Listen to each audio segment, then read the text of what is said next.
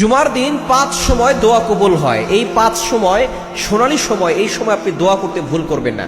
অনেকে আমাদের কাছে অভিযোগ করে বসেন এবং বলে থাকেন যে হুজুর আমার দোয়া কবুল হচ্ছে না, আপনি সময় মতো দোয়া করতে পারছেন না, অথবা দোয়া করার জন্য যে শর্তগুলো আছে সেগুলো হয়তো আপনি মেনটেন করছেন না। হয়তো আপনি হারাম খাচ্ছেন, অথবা আপনি গুনাহ বেশি করছেন, অথবা আপনি আল্লাহর ইবাদত করছেন না। এজন্য আপনি সঠিকভাবে সবকিছু করবেন, দেখবেন অবশ্যই আপনার দোয়া কবুল হবে। বিশেষ করে জুমার দিন এই 5টি সময় আপনি দোয়া করতে ভুল করবেন না। নাম্বার 1, 1 নাম্বার হচ্ছে জুমার দিন বিশেষ করে তাহাজ্জুদের সময় আপনি দোয়া করতে মিস করবেন না। জুমার দিন আপনি আগে আগে উঠবেন ঘুম থেকে, এবং আপনি ফজরের নামাজের আগ দিয়ে আধা ঘন্টা আগে উঠে আপনি 2 রাকাত 4 রাকাত যা পারে নামাজ পড়বেন। কেননা এই সময় আল্লাহ তাআলা প্রথম আসমানে আসেন এবং বান্দাদেরকে ডাকতে থাকেন। এই সময় দোয়া করলে আল্লাহ পাক রব্বুল আলামিন সাথে সাথে দোয়াগুলো অ্যাকসেপ্ট করে নেন, কবুল করে নেন। 1 নাম্বার সময় হচ্ছে তাহাজ্জুদের সময়। নাম্বার 2, দ্বিতীয় নাম্বার সময় হচ্ছে জুমার দিন যখন আজান হয়ে যায়, আজানের সময় আপনি আজানের জবাব দিবেন, তারপরে আপনি আল্লাহর কাছে দোয়া করবেন।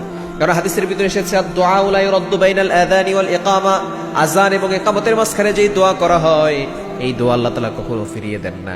এজন্য যখনই আজান দেওয়া হয় তখন আসমানের সকল দরজাগুলো খুলে দেওয়া হয়।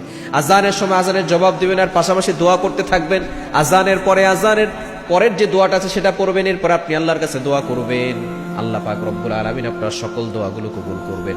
3 নাম্বার, আপনি খতিব সাহেব যখন খুতবা দিবে 2 খুতবার মাঝখানে যখন বসেন ওই সময় আপনি দোয়া করবেন।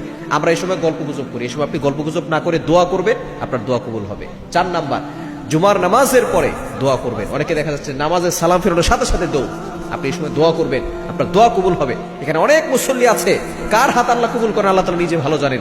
এজন্য আপনি ওই সময় আপনি দোয়া করবেন, আল্লাহ হাজার হাজার লক্ষ লক্ষ মানুষ আজকে জুমার দিন আপনার কাছে হাত তুলেছে, আল্লাহ যার হাতটা পছন্দ হয় ওই হাতের উসিলে আমার দোয়াগুলো কবুল করেন।